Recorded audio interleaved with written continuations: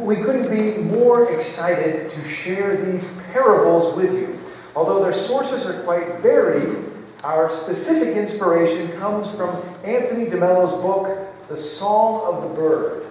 DeMello was a Jesuit priest, psychotherapist, and spiritual guide from India who had the gift of using a multi-religious approach to help the followers of all religions in their spiritual search. It has been said he had an instinct for the richest veins of living water. Each parable will be presented in a slightly different way, but there's at least one through line, and it is this hat. So, watch the hat as we go from piece to piece and see what you can discover about the hat. Now, at the end of the last parable, please hold your applause and enter a few moments of silence and meditation.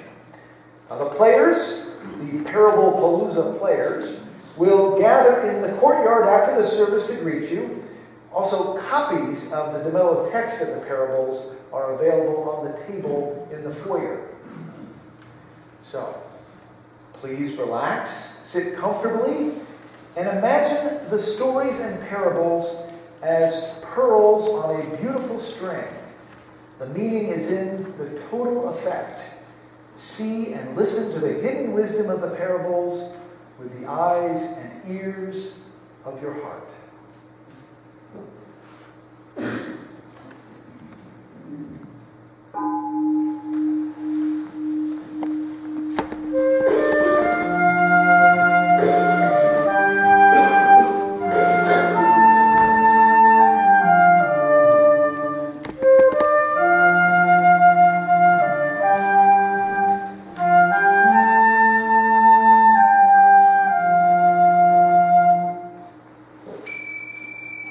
The Song of the Bird.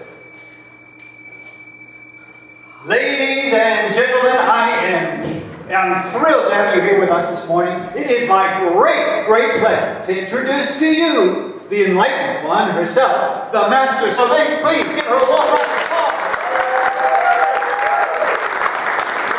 We do not have a lot of time, but she is willing to take a few questions. Yes. Enlightened one, may I call you Annie? Thank you. Why is there something rather than nothing? Why did God create the universe?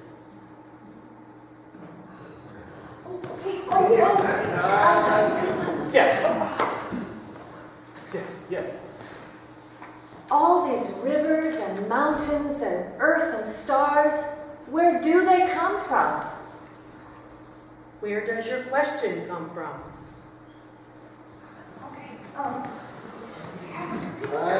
Yes.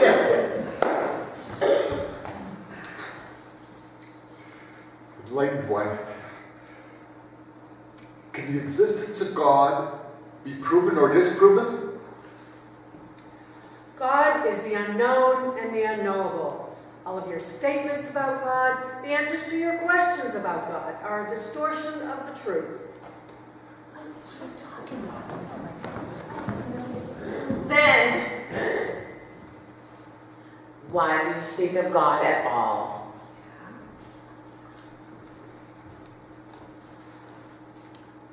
Why does the bird sing?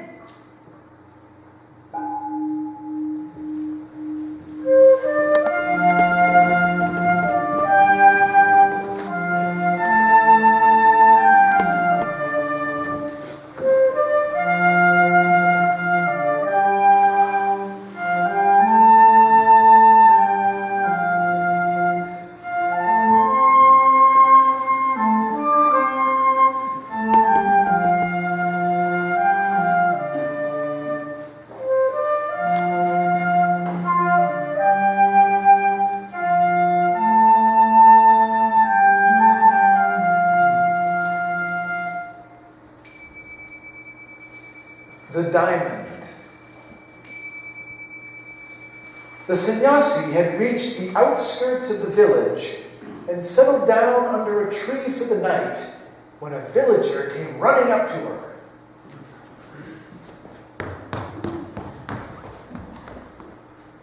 stone! The stone! Give me the precious stone!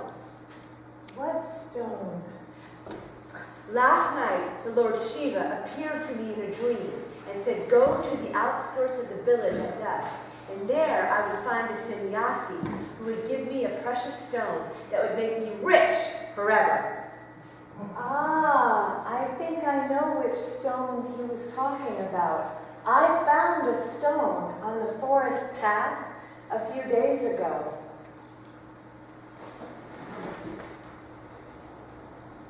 Oh, you certainly can have it.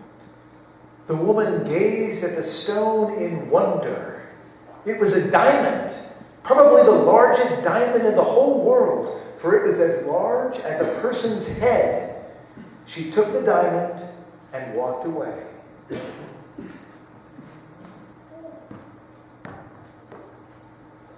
All night, the villager tossed about in bed, unable to sleep. The next day, at the crack of dawn, she returned and woke the sannyasi.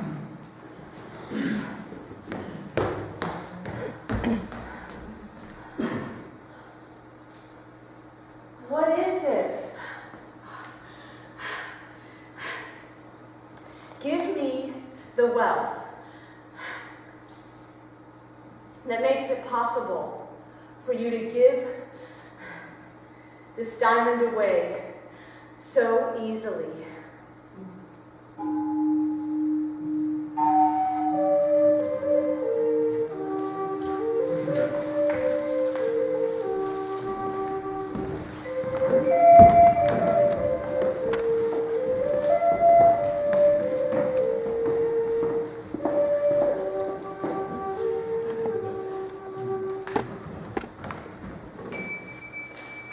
One note of wisdom.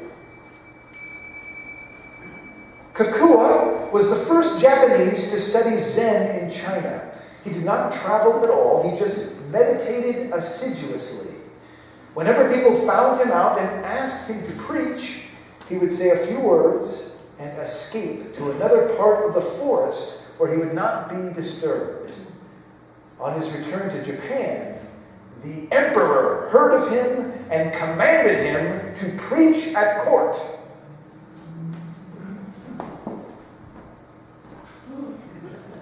Kakua stood silent and helpless. Then he pulled out a flute from the folds of his robe, played one short note on it, bowed profoundly to the emperor, and disappeared.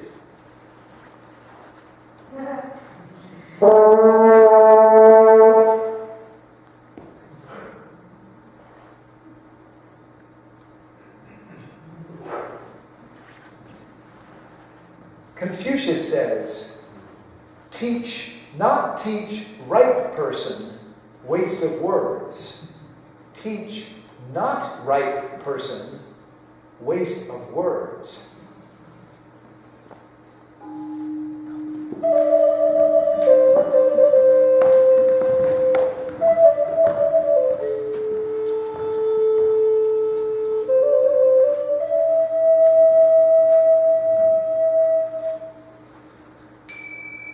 The little fish.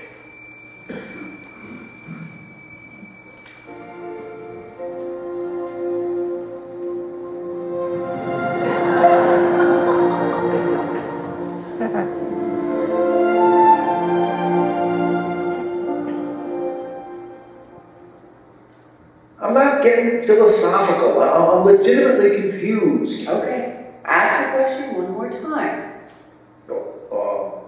All right, where is the ocean? I told you the ocean is the thing you're in now. Well, but I told you, this is water. You know water. I'm asking, where is the ocean?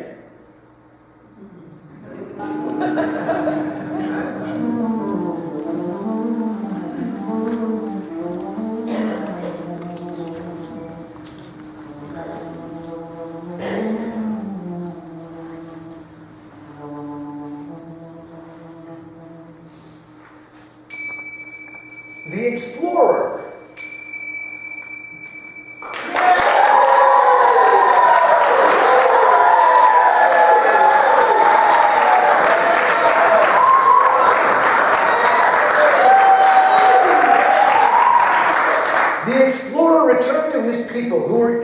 to know about the Amazon. But how could he ever put into words the feelings that flooded his heart when he saw exotic flowers and heard the night sounds of wild beasts or paddled his canoe over treacherous rapids? Finally, after thinking about it for several days and nights, he knew exactly what to say. Go and find out for yourselves.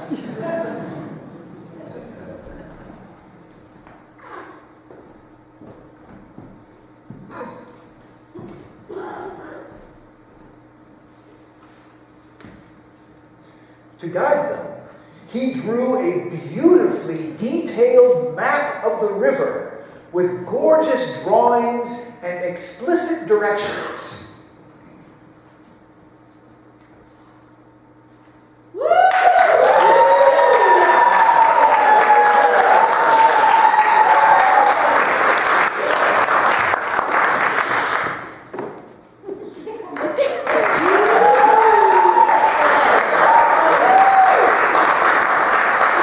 The people pounced upon the map and they cherished it. They framed it in their town hall. They made copies of it for themselves and distributed it widely.